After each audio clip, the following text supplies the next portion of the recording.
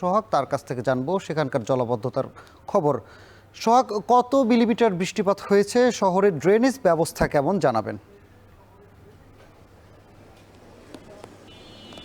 আপনাকে ধন্যবাদ। এক কথায় যদি বলি, একটু সুখবর দিয়েই শুরু করি। সেটি হচ্ছে আজকে কিন্তু বরিশালে জলাবদ্ধতা যা হওয়ার কথা ছিল তুলনামূলক তার চেয়ে অনেক কম। শুধুমাত্র আমরা শহর চষে বেরিয়েছি, শুধুমাত্র জলাবদ্ধতা বলতে যদি বোঝায় কিছু, সেটি হচ্ছে এই বটতলা সড়কের মনসুর কোয়ার্টার এলাকায়। এখানে ওয়ান ওয়ে রোড এর এক রাস্তার এক পাশের অর্ধেক জায়গায় শুধুমাত্র কিছুটা পানি আছে, এবং পানির যদি পরিমাপ হিসাব করে বলি সেটি হচ্ছে গেরো পানি।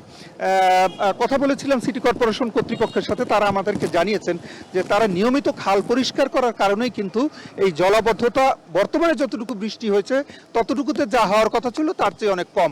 যেমন কিছুক্ষণ আগে আমি আবহাওয়া অফিসের সাথে কথা বলেছি, তারা আমাকে বলেছে যে গত রাত 11টা থেকে বৃষ্টি শুরু হয়েছে, রাতে মুষলধারে বৃষ্টি ছিল, সকালে গুড়ি গুড়ি বৃষ্টি, এবং টোটাল সকাল 9টা পর্যন্ত এই সময়ের মধ্যে বৃষ্টি হয়েছে 75 মিলিমিটার।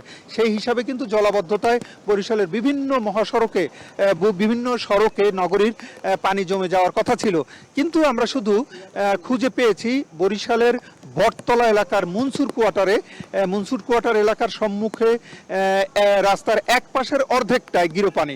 এছাড়া নগরীর আর কোথাও পানি খুঁজে পাওয়া যায়নি। একটা জিনিস জানিয়ে রাখি, সেটি হচ্ছে যে বরিশালে একসময় কিন্তু অসংখ্য খাল ছিল।